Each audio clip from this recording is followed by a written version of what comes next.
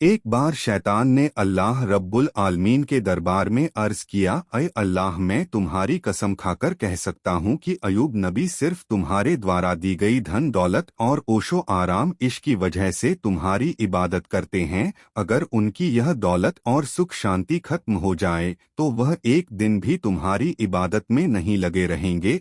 खुदा मुझे नबी पर हस्तक्षेप करने की ताकत दे। मैं देखना चाहता हूँ कि तुम्हारा अयूब नबी तुम्हारे प्रति कितना वफादार है। अल्लाह रब्बुल आलमीन ने शैतान को इजाजत दी और कहा, जाओ, तुम्हें नबी पर हस्तक्षेप करने की ताकत दी जाती है, जैसे चाहो नबी को आजमा सकते हो। शैतान अल्लाह ताला की दी हुई ताकत पाकर एक राहगीर का वेश धारण करके हजरत अयूब अलैहिस्सलाम के पास गया। हजरत अयूब अलैहिस्सलाम के पास जाकर उसने अपनी गरीबी जताई और कहा, हुजूर, मुझे कुछ दिन आपके घर रहने की अनुमति दीजिए। हजरत अयूब अलैहिस्सलाम को उस व्यक्ति पर शक हुआ क्योंकि उसके शरीर से एक प्रकार की तीव्र दुर्गंध आ रही थी। तब हजरत अयूब अलैहिस्सलाम ने उसकी यह अर्ज ठुकरा दी और कहा, मैं तुम्हें कुछ पैसे दे रहा हूँ, तुम कहीं और जाकर रहने का इंतजाम करो। शैतान हजरत अयूब अलैहिस्सलाम के इस व्यवहार से बहुत नाराज हुआ और मायूस होकर वापस चला गया।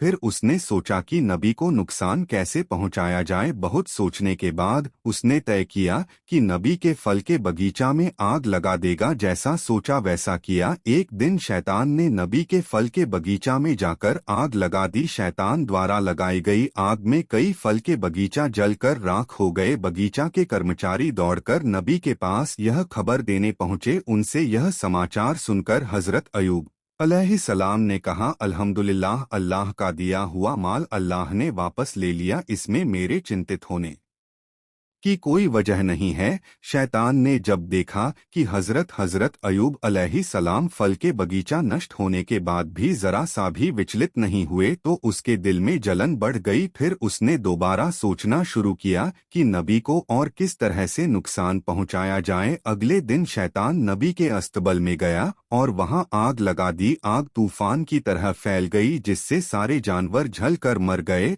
और कुछ गडेरिया भी आग में झुलस कर मर गए। बाकी गडेरिया यह खबर तुरंत नबी के पास लेकर पहुंचे। यह खबर सुनकर हजरत अयूब अलैहिस्सलाम ने नमाज की नियत की और कहा, अल्लाह का दिया हुआ माल अल्लाह ने वापस ले लिया, इसमें मुझे विचलित होने की कोई जरूरत नहीं है। शैतान ने जब देखा कि इतनी बड़ी घटना के बाद भी नबी जरा भी परेशान नहीं हुए तो उसके दिल में और ज्यादा जलन पैदा हुई। अब उसने नबी को और बड़ा नुकसान पहुंचाने का इरादा किया। हजरत अयूब अलैहिस्सलाम के 12 बच्चे थे जो हर दिन एक शिक्षक से शिक्षा लेने के लिए मदरसे जाया करते थे। एक दिन सुबह हमेशा की तरह हजरत अयूब अलैहिस्सलाम के 12 बच्चे शिक्षक के पास पढ़ने गए। उसी समय शिक्षक किसी काम से मदरसे से बाहर गए और शैतान ने इस मौके का फायदा उठाकर मदरसे की छत गिरा दी। छत गिरने से हजरत अयूब अलैहिस्सलाम के 12 बच्चे मलबे के नीचे दब मर गए। मदरस के शिक्षक डरते डरते हजरत अयूब अलैहिस्सलाम के पास आए और कहा, ए अल्लाह के नबी, मैं किसी काम से बाहर गया था, इसी बीच इमारत की छत गिर गई